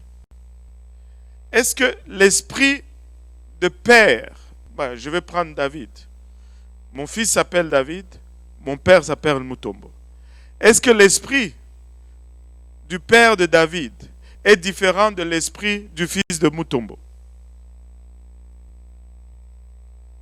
C'est la même chose. Il peut utiliser cette formule tout comme il peut utiliser une autre formule. Ça ne change absolument rien. Il a utilisé cette formule. Pourquoi? Parce qu'il se réfère à la rédemption. Et l'œuvre de la rédemption est accomplie dans le rôle du Fils et non dans le rôle du Père. Et garde toujours en tête que Fils, ce n'est pas une personne. Ça a tendance à te donner la confusion parce que quand tu dis fils, tu penses à une personnalité. Regardez l'exemple qu'on a donné tout à l'heure. Le président de la République est chef de l'armée, est chef suprême de l'armée. Mais l'esprit du président de la République n'est pas différent de l'esprit du chef suprême de l'armée. Mais ce sont deux titres. Et là, ça ne te crée pas de confusion parce que tu ne conçois pas président de la République et chef suprême de l'armée comme des personnalités. Tu le conçois bien comme des titres ou de rôles. Mais quand on dit fils, fils c'est un titre, c'est un rôle. Il faut le regarder comme un rôle et non comme une personnalité. Comme une entité. Fils, ce n'est pas une entité à part. Donc il n'y a aucune différence si ce n'est qu'il parle du rôle de la rédemption. Il est venu pour nous racheter. Et le rôle qu'il remplit, et le titre qu'il porte, c'est le titre de fils, c'est le rôle de fils. C'est pourquoi ce passage nous parle tout simplement de l'esprit du fils, parce que c'est dans ce rôle-là qu'on est en train de parler. Ce n'est pas une personne, une autre personne, en fait. Même quand la Bible dit Dieu a envoyé, Dieu a envoyé. Nous avons tendance, nous ne pouvons pas faire autrement parce que nous ne sommes pas Dieu, nous avons une nature unique. Mais lui, il a une double nature. Il peut envoyer son fils parce qu'il a une double nature. Et son fils est lui étant lui-même. Ce n'est pas deux personnes ou deux entités différentes, c'est des titres, c'est des positions, ce n'est pas des personnalités. Et du temps que tu vas regarder fils comme personne, ta boussole va tourner. Regarde. Et parce que vous êtes chair, on a dit tout à l'heure, remplace père par chair et fils par, plutôt père par esprit et fils par chair. Et parce que vous êtes fils ou chair, Dieu, plutôt l'esprit a envoyé dans nos cœurs l'esprit de sa chair, lequel crie Abba Père. Ce n'est pas une personne. Dieu est esprit et il demeure esprit. La connaissance, l'énoncé que Dieu est esprit doit demeurer comme étant le nord de ta boussole. Pas Dieu comme une personne. Nous avons été formés pour penser que Dieu était une personne. Et par défaut, nous pensons quand on dit Dieu, on voit toujours le Père. Et quand on dit Fils, on voit soi-disant la deuxième personne, mais c'est une fausse conception. Dieu est esprit. Et il faut garder toujours en tête que Dieu est esprit. Amen. Il en reste 3. Il reste 4 questions. Non, 3. Ok, Apocalypse 5, versets 6 et 7. Là où on parle de l'agneau immolé, Ouais. Et qui prend un livre de la main du Père qui est sur le trône. Tout à fait. Comment est-ce qu'on peut... Ça aussi, c'est très simple. Enfin, j'ai cette manie de dire toujours c'est très simple, c'est très simple. Mais au fait, c'est parce que c'est facile. Ce n'est pas compliqué. Bon, on allait voir ce passage-là dans les versets à controverse, mais c'est très simple. Premièrement, ce passage-là c'est allégorique, c'est typologique. Ce n'est pas ce qui est décrit là, c'est pas les choses que tu observes. On te parle de l'agneau qui vient avec 7 yeux. Tu sais que l'agneau représente Jésus. Ce n'est pas un agneau qui vient et ainsi de suite. Ce n'est pas, c'est très imagé, ce n'est pas factuel. Et pourquoi c'est imagé? Parce que Dieu veut nous faire comprendre ce qui est en train de se passer ou comment il a procédé pour nous sauver. Mais l'indicatif déterminant, c'est qu'il n'y a qu'un seul trône et il y a quelqu'un qui est assis sur le trône. L'agneau vient et il prend le rouleau de celui qui est assis sur le trône regardez ceci, et je vis au milieu du trône des 4 êtres vivants et au milieu de vieillards un agneau qui était là comme immolé. Je vis au milieu du trône et des 4 êtres vivants et au milieu de vieillards un agneau qui était là comme immolé. Il avait 7 cornes et 7 yeux qui sont les 7 esprits de Dieu envoyés par toute la terre. Encore une fois, quand on dit esprit de Dieu, la Bible nous parle ici de 7 esprits de Dieu. Est-ce que Dieu devient 7 personnes? Allô? Non. Il vint et il prit le livre de la main droite de celui qui était assis sur le trône.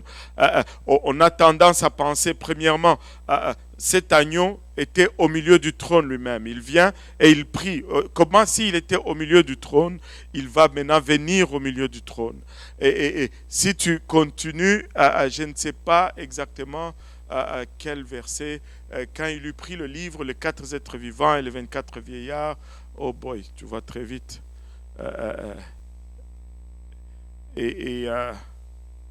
Verset 7,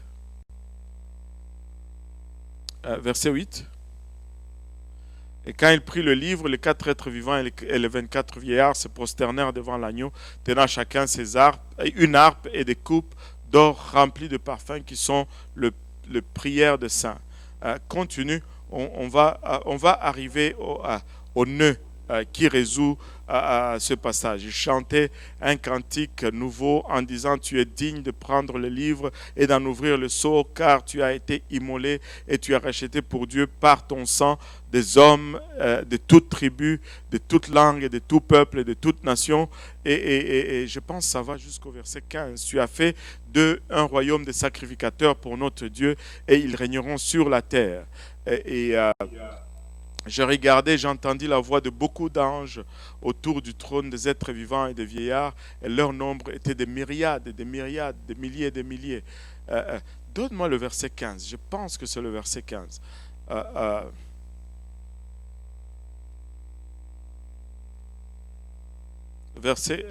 Et les 4 êtres vieillards disaient Amen, et le vieillard se prosternèrent et adorèrent. Non, c'est pas celui-là. Ça dit explicitement que l'agneau est allé s'asseoir sur le trône.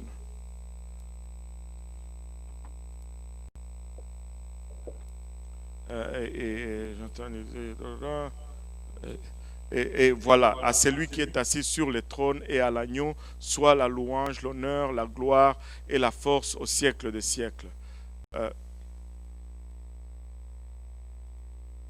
Ça, c'est une autre question.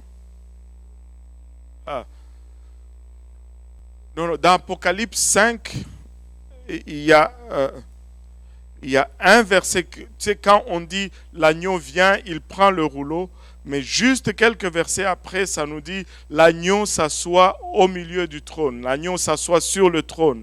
Mais on n'a pas 2 assis sur le trône.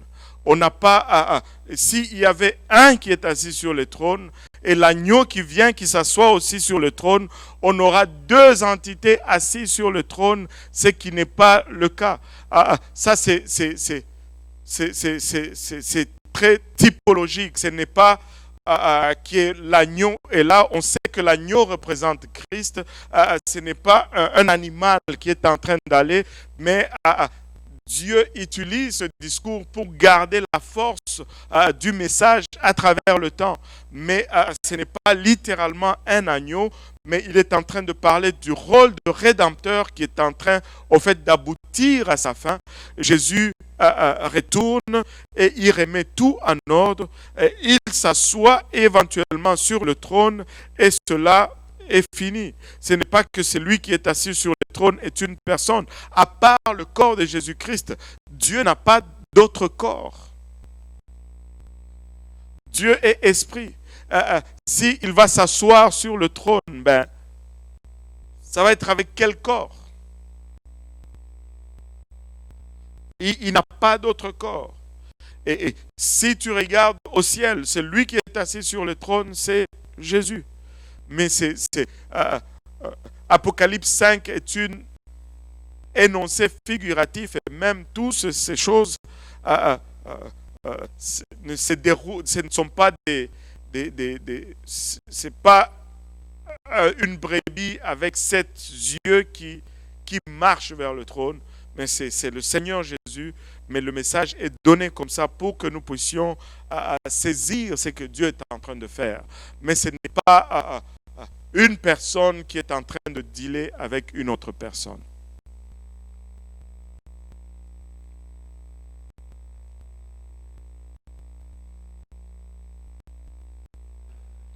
Le verset de Ésaïe 47, 23 nous dit que tout genou fléchit devant l'Éternel et que toute langue confesse devant lui. Mhm. Dans le Nouveau Testament, Philippiens 2, 10 nous dit que cela s'applique à Jésus. Oui. Donc, Là, tu me donnes la réponse ou la question? c'est comme ça qu'on me l'a posé.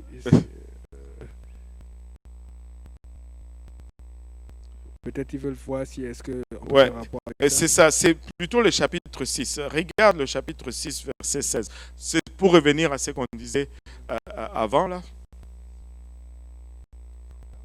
Il y a quelqu'un qui vient de nous souffler la réponse. Est-ce que tu peux mettre Apocalypse 6, 16 avant de passer à Isaïe 47? Et il disait non, Apocalypse 16, et il disait aux montagnes et aux rochers, tombez sur nous et cachez-nous devant la face de celui qui est assis sur le trône et devant la colère de l'agneau. Bon, c'est pas celui-là vraiment que je recherchais, mais quand même, la colère de Dieu, la colère de l'agneau, c'est le même. Il n'y a pas deux en colère là. On n'est pas en train de subir deux personnes en colère. Et voilà. Et oui, maintenant, tu disais le tout genou fléchi.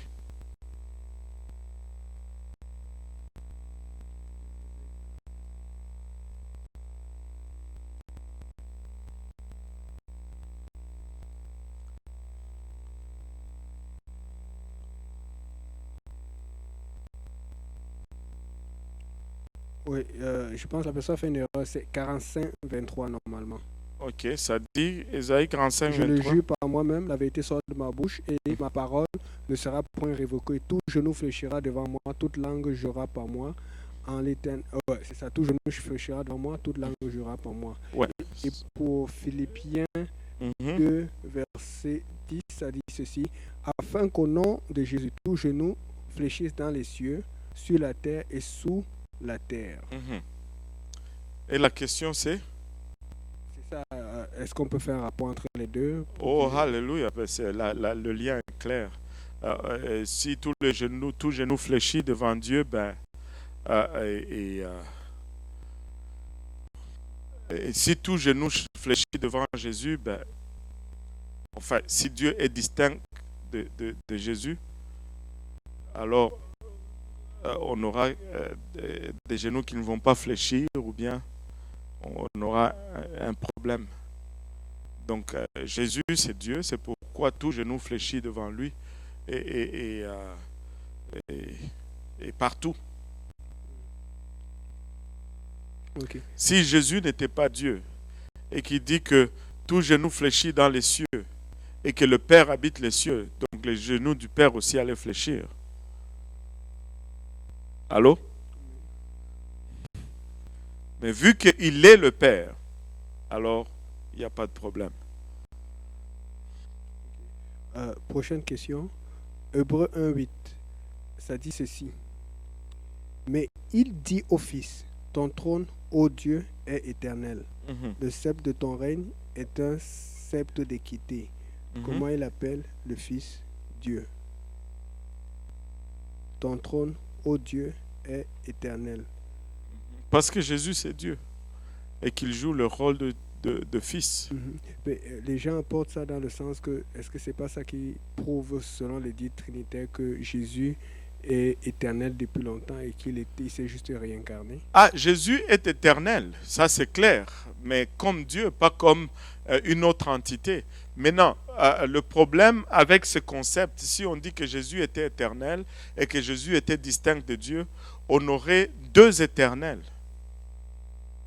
Allô? On aura deux éternels. On aura Jésus une divinité et son Père une divinité. Donc on aura deux dieux.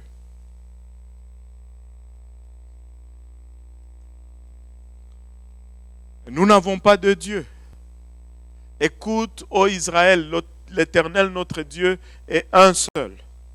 Il n'est pas Dieu, il n'est pas deux. Il n'est pas deux, il n'est pas trois, il est un seul. Si Jésus était éternel comme une entité distincte du seul Dieu éternel, mais on aura deux dieux. Si ils croient qu'ils ont deux dieux, ben ça, c'est pas ce que la Bible enseigne depuis le début. Il n'y en a qu'un seul Dieu. Et la seule façon de concilier cela, c'est que le Fils, c'est juste un rôle.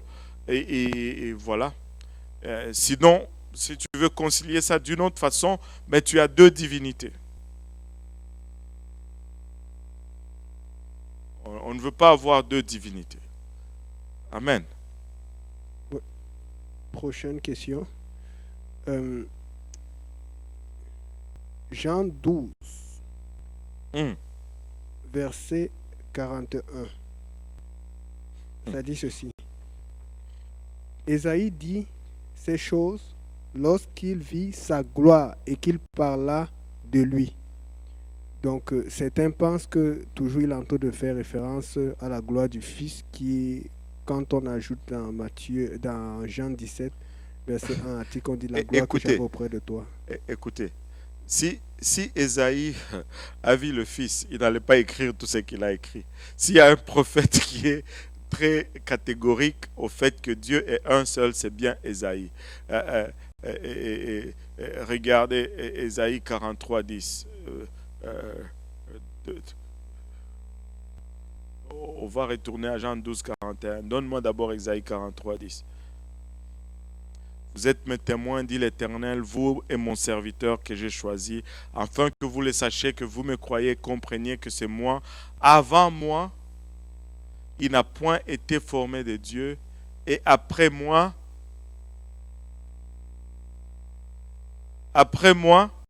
il n'y en aura point. Si Jésus va être divin, ces versets-là, on doit l'effacer de la Bible. Et Ésaïe qui nous dit cela, quand il parle de la gloire de Jésus, il a déjà cette certitude qu'il n'y a qu'un seul Dieu et qu'il n'y aura pas un Dieu formé ni avant ni après ce Dieu-là. Donc, tu ne peux pas interpréter cela en disant que bon, voilà, Jésus-Christ existait comme Fils. Le Fils n'est pas éternel. Ça, c'est un terme qui n'est pas du tout biblique. Le Fils n'est pas éternel. Et le Fils, Dieu le Fils, ça n'existe pas. Mais le Fils de Dieu, ça existe. Parce que le Fils de Dieu, c'est la chair de Dieu. Et ce n'est pas une entité à part. C'est un titre, c'est un rôle. Et pour jouer ce titre et ce rôle, il a pris une chair.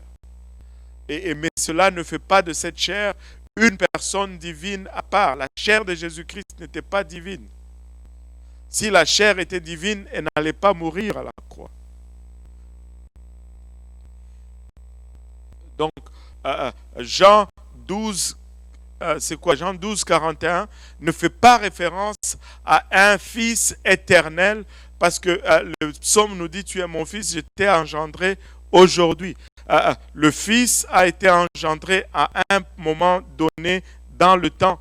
Il n'est pas éternel. Ce rôle-là n'est pas éternel. Seul Dieu a existé dans l'éternité. Sinon, la Bible n'est plus factuelle. Donc, ceci ne fait pas référence à un Fils divin éternel. Ça nous donnerait le même résultat, Dieu, deux divinités. Mais nous avons une seule divinité.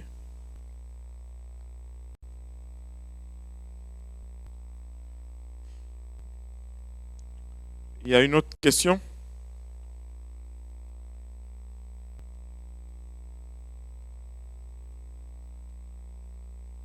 Alléluia. Après, il y aura une question de Zoom. La dernière question. C'est juste pour avoir une clarification. C'est juste parce qu'il y a beaucoup d'hésitation. Comment est-ce qu'on peut dire qu'il est le premier et le dernier? Et puis, on dit que le Fils n'existait pas. Puisqu'on dit que c'est Jésus qui est le premier et le dernier, c'est lui qui est commencé à la fin. Et la Bible dit qu'il était mort et qu'il est vivant. Donc, la personne a du mal à comprendre. Encore une fois, je vais essayer d'arrêter de dire ça comme ça. C'est très simple. Mhm. Mais c'est très simple. Parce que le Fils, encore une fois, c'est un rôle. Le rôle n'est pas premier et dernier. Dieu est le premier et le dernier. Quand Jésus dit qu'il est le premier et le dernier, c'est parce qu'il est Dieu, mais pas parce qu'il est Fils. Tu vois? Euh, euh, Moi, j'ai existé. Avant que je ne sois Père, j'ai existé. Et même que dans mon cas, le Fils précédait le Père. Parce que je suis né comme fils d'abord. Et puis je suis devenu père par la suite. Mais ce sont des rôles, ce ne sont pas des entités. Encore une fois, c'est un rôle. Le rôle a commencé à un moment donné, lorsqu'il y a eu incarnation, et le rôle va finir, le rôle de fils va finir quand tout va être remis en ordre. Pas, quand je dis que le rôle va finir, cela ne veut pas dire que la chair va disparaître, mais le travail de rédemption va prendre fin. Il n'y aura plus de rédemption. Mais le Dieu qu'on va regarder, ça va être le même. Quand il dit, il est l'alpha et l'oméga, cela ne veut pas dire, mettons qu'on dit, Dieu a dit qu'il est l'alpha et l'oméga, n'est-ce pas? Il est le premier et le dernier. Jésus a dit qu'il est le premier et le dernier. Si les deux sont distincts, on a un problème. Donc on a deux premiers et deux derniers. Allô? Donc moi je pense que ça donne plus de confusion à faire une distinction des deux que à concevoir que c'est le même. Mais il a eu un rôle et à un moment donné, mais il a toujours existé. C'est pourquoi il dit il est l'alpha et l'oméga. Et quand il ajoute que c'est lui qui était mort, qui est vivant, c'est parce qu'il veut que nous comprenions que c'est lui qui est venu. Ce n'est pas qu'il est un autre, que celui qui est mort est un autre. Mais c'est celui-là même qui a tout créé, qui n'a ni commencement ni fin. C'est pourquoi il est le premier, le dernier. Mais il n'y en a pas deux. Il est seul. Il n'y en a pas deux. Il n'y a qu'un seul premier, un seul dernier. Oui,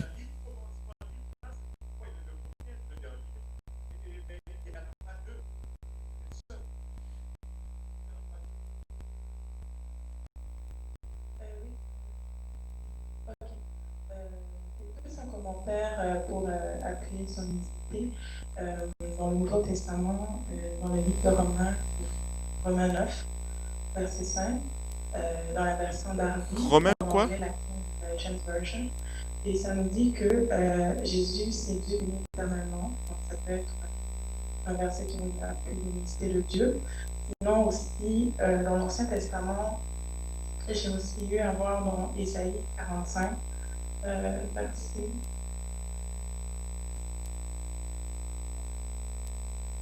Ok, je vais reprendre ok. C'est plus un commentaire que je fais pour y appuyer l'unicité. Donc, dans le Nouveau Testament, Alléluia. Le livre de Romains 9, 5, plus dans la version d'Arby ou la King James Version, ça nous dit que Jésus, c'est Dieu béni éternellement. Alléluia. C'est un verset pour appuyer, comme la personne a aussi appuyer. Il est le Dieu béni dans le Nouveau éternellement. Testament, et sinon aussi dans l'Ancien Testament, Ésaïe 45, 20 à 23. Et là, on voit que Ésaïe nous dit que c'est devant l'Éternel que tout genou va fléchir et que toute langue va jurer par lui. Et ça, on voit dans le Nouveau Testament, Philippiens 2, 10, on voit que c'est Jésus, en fait, c'est par le nom de Jésus que tout genou fléchit et que toute langue confesse. Donc, ça peut aussi appuyer dans le Nouveau Testament. C'est plus un commentaire. Alléluia. Ça ne peut pas appuyer, ça appuie fortement. Et merci pour le commentaire. Alléluia. Et c'est... Ça peut aussi appuyer. Oui, il voulait engager ça avec sa question aussi. Et laissez-moi vous dire, c'est... Vous savez, Je vais juste faire un commentaire. Laissez-moi vous dire. Je vais juste faire un commentaire. Et c'est ceci. Ce n'est pas étonnant, ce n'est pas abnormal que tu trouves un verset que tu sembles ne pas comprendre. Amen. À qui est-ce que ça est déjà arrivé? Mais ce qui n'est pas normal, c'est que si à chaque fois que tu trouves quelque chose que tu ne comprends pas, que tu remettes toute la fondation en question. Je vais vous donner un exemple. Il y a peut-être 10 versets que tu as compris clairement. Et là, tu en trouves un que tu ne sembles ne pas comprendre. Le Seigneur m'avait dit ceci une fois. À chaque fois que ton toit coule, tu ne vas pas refaire la fondation de ta maison. Allô? Essaye juste de réparer le toit. Essaye juste de comprendre et d'essayer d'harmoniser ce verset avec le reste de ce que tu sais avec certitude. Mais tu ne peux pas tout bouleverser parce que tu vas tout trouver, tu vas tomber sur... Il y a de ces moments où tu tombes sur un verset, Dieu te montre l'unicité. Par exemple, quand on avait découvert ce passage, c'est qu'on a lu tous les jours. Il dit, je suis le chemin, la vérité et la vie, nul ne vient au Père si ce n'est par moi. Et au début, ça semblait quelque chose de trinitaire. Nul ne vient au Père, c'est-à-dire Jésus qui parle que nul n'est... Tu sais, même en essayant de l'expliquer, on tordait les paroles. On disait, nul ne va au Père. Mais ce n'est pas ce que Jésus dit. Jésus dit, nul ne vient au Père. C'est-à-dire, ne va vers lui. Et quand on a eu cette révélation, ben avant d'avoir cette révélation, tu ne peux pas tout bouleverser, tu ne peux pas tout maintenant renier tous les autres à cause d'un verset que tu ne comprends pas. Et c'est sûr que c'est toi qui ne comprends pas parce que Dieu ne se contredit pas. Tu vois. Mais essaye plutôt d'étudier, de prendre le temps et de te remettre en question, de regarder mot après mot et tu verras que poup, ça va être clair. À chaque fois que ton toit coule, ne va pas refaire la fondation de la maison. Ça ne marche pas. Certains d'entre nous, le toit coule, on doit raser toute la maison. Non, ça ne marche pas. Ça ne marche pas. C'est normal qu'il y a de ces choses que des fois tu tombes dessus, tu dis waouh, mais celle-ci je ne l'avais pas vue, mais comment expliquer? Là tu creuses. Et pap, Dieu te montre. Mais Dieu écrit comme il veut. Laissez-moi vous dire, des fois, les questions sont posées et disent, pourquoi Dieu a dit ça? Parce qu'il a voulu dire ça comme ça. Il est Dieu, il dit comme il veut. Maintenant, comment pouvons-nous comprendre cela? Ça, c'est une autre question. Ça, c'est une autre approche. Alléluia. Mince, j'ai paru jeune à l'écran. Ça rajeunit, hein?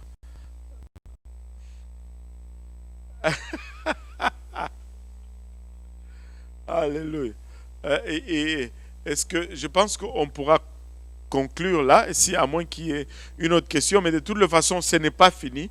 On va regarder tous ces versets à controverse et dans une autre session. Hein? Amen. Et on va les regarder et puis on va... Il y a une dernière question? Vous promettez que c'est la dernière? Oui.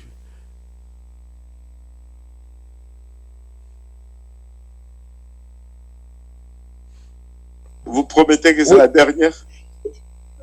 Oui. Oui. J'avais une question. Je voulais savoir, est-ce qu'on peut dire Vous promettez que c'est la dernière? Oui, c'est la dernière question. Oui.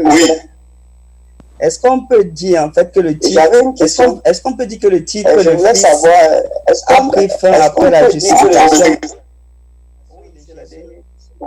Malgré que la grâce est Est-ce encore qu'on peut disponible pour dire tous en les fait que hommes, le titre, j'avais une question, est-ce qu'on parce peut que dire que le titre, je voulais Jésus-Christ savoir, homme est différent de Jésus-Christ Dieu. Malgré que la grâce le titre, homme est différent de Jésus-Christ malgré que la grâce, le titre,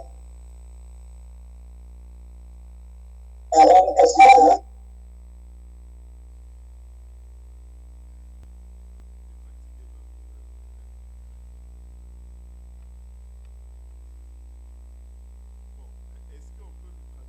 Si j'ai bien compris, la question était de savoir si le rôle du Fils est fini avec quel moment? À partir de quel moment? Je n'ai pas très bien compris. Je n'entends pas. De la grande tribulation. Je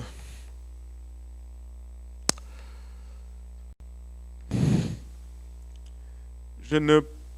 Non, je ne pense pas. Et je ne suis pas sûr, je n'ai jamais regardé cette question.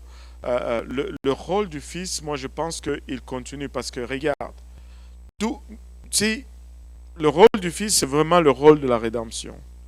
Et tout ce qui est sauvé fait référence au sang de Jésus-Christ. C'est dans l'Ancien Testament, même si il versait le sang de brebis, le sang de... ça pointe vers le sang de Jésus. Mais après la grande tribulation, il y a le millénium qui va suivre. Et pendant ce temps, il y aura des gens qui vont être sauvés. Mais ils ne vont pas... La référence sera toujours par rapport au sang de Jésus-Christ. Il n'y aura pas un autre sang qui va sauver quelqu'un d'autre en dehors du sang de Jésus. Moi, je pense que le rôle du Fils va finir lorsque nous rentrons dans l'éternité, lorsque le temps n'est plus, après le millénium, et que après le jugement, et toute chose, et la Bible nous dit toute chose est remise au Père.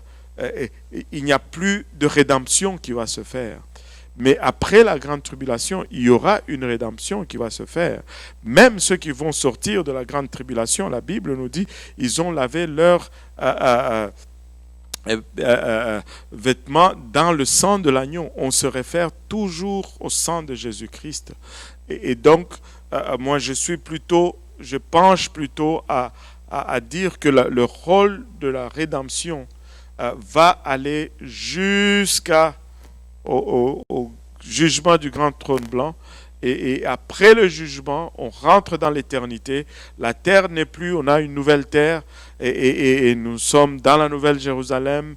Et nous rentrons dans l'éternité. Le temps n'est plus. C'est là que la rédemption s'arrête. Et c'est là, lorsque la rédemption s'arrête, c'est là que le rôle du Fils aussi s'arrête.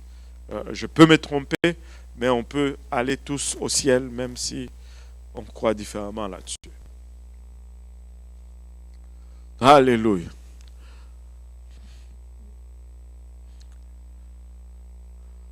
Alléluia. On va donc se lever tous ensemble. Amen. Et ce n'est pas la fin. Et peut-être après la conférence ou peut-être avant la conférence, si on a une autre opportunité, on va squeezer une autre étude et on va essayer de finir avec les typologies et les versets à controverse. Amen. Alléluia. Élevons nos voix tous ensemble. Alléluia. Merci Seigneur. Papa, nous te rendons grâce encore une fois pour ton amour, ta bonté et ta fidélité. Papa, nous te remercions pour le privilège que nous avons eu. Papa, de nous réunir encore une fois dans ta présence et de partager ta parole. Père, nous prions, Papa, que tu nous affermisses, Papa, dans la bonne doctrine, que tu nous permettes, Papa, de garder cette foi jusqu'à la fin, car les temps sont proches. Aide-nous tous ensemble, Seigneur, et le peu que nous avons pu glaner aujourd'hui, Papa, permet que cela puisse être préservé dans nos cœurs. Garde-nous, Père, nous te prions pour le restant de cette soirée. le restant de la semaine jusqu'à ce que nous allons nous rencontrer très bientôt. Et c'est avec action de grâce dans le cœur que nous te prions ainsi, dans le nom précieux de Jésus. Nous disons tous au nom de Jésus. Alléluia. Battons nos mains pour le Seigneur.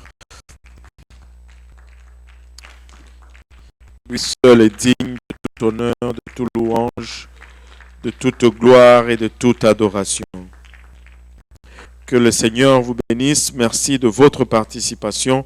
Merci pour l'équipe technique et l'effort qui sont consentis pour que nous puissions arriver à avoir le contrôle ou la maîtrise de cette technologie. Et on se dit à très bientôt. N'oubliez pas les 3 jours de jeûne et la réunion de prière le samedi. Que le Seigneur vous bénisse.